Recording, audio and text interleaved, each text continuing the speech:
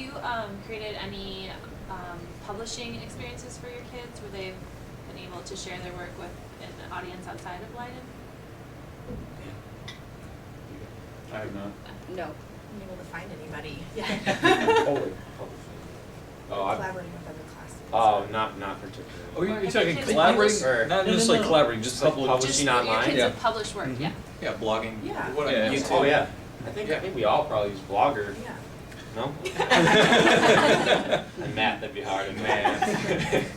I know that we use Blogger a lot, and the kids create their own blogs, and I mean usually they publish those. You know, I have other classes view other blogs and things like that. I've been using YouTube a lot. We've been creating Common Craft videos. I don't know if you guys know what those are, but they're pretty awesome. They video record themselves. Like with a script, and they're like throwing images on the screen, and it's really, you have to like look it up and see it. It's really cool. It's But on then- the slide deck actually that we shared with you, Chris. If you just look at Chris Lang's name, we got a couple Oh, that really? he shared Okay. with me. They've been posting those on YouTube, and like I've had all my other classes view it. Like my honors kids made them, but my other classes are viewing them and like getting information from them and whatnot too. So. I've had a couple kids, one of my classes submitted, you know how Google has changed their logo every day? They submitted entries for that, for the Google Doodle for Google contest. They've created, they flip videos that they create for the safety unit are on YouTube. They're on a YouTube channel. So a lot of video stuff more so for my kids than that. Rob, you have. Do you wanna see one of those videos Common on Craft the videos? YouTube channel. Fine. No, you have the kids. The epic rack battle. That's true. Yeah. That's big rap. It's awesome. See if I can share one of these Common Craft videos from Mr. Lang's class. Hitler Forms the Nazi Party by Millie Hilke, Elizabeth Skylakos, Karen Skylakos, and Caroline Thomas. Hitler joined the German Workers' Party as a spy for the German army. He spoke his mind and people started to respect him and asked him if they could join. With the help of his friend Ernst Röhm, they were able to get money to advertise meetings. Hitler became the main spokesperson and a great speaker, and brought more people to the meetings.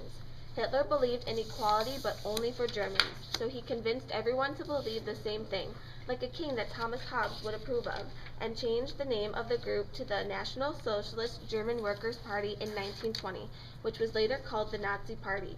He expressed his feelings in the first program called the 25 Points. He said that German citizens are the only ones who should have equal rights and everyone else would be denied these rights. In 1921, Hitler challenged Anton Drexler for the leadership of the group, like the philosopher John Locke believed people could overthrow the government, and he beat him. Hitler was thrown in jail for 3 months for beating up a rival politician in a mob. When Hitler got out of jail, he formed the stormtroopers. They followed Hitler's orders of protecting him from attackers and sabotaging rival politicians. Hitler had legitimate protection because the stormtroopers were his own personal army. The Law for the Protection of the Republic rally was led by Hitler. 40,000 people went, and Hitler told them to overthrow the government and execute the leaders. Hitler's speech caused violent and angry emotions throughout the group, which disrupted the social order. In 1923, Hitler and his stormtroopers headed out to what is known as the Beer Hall Push.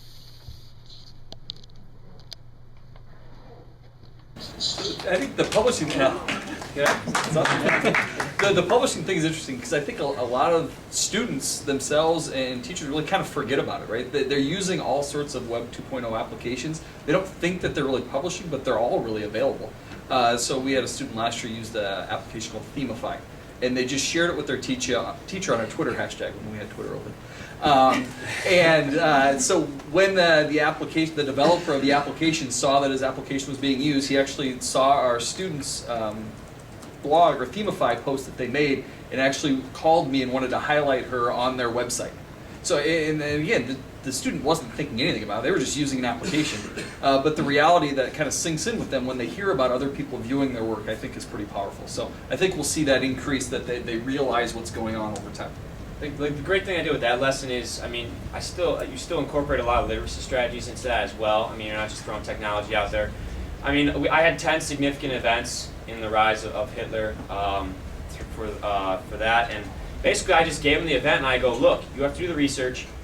You have to figure out what the most significant part of that event is. You have to summarize it. The video has to be under 2 minutes long, and then we're going to post all those videos on YouTube. And now, when you go on there, you see all 10 events in order, so you can pretty much follow each event, and you can see exactly what's going on. 2-minute summaries like that.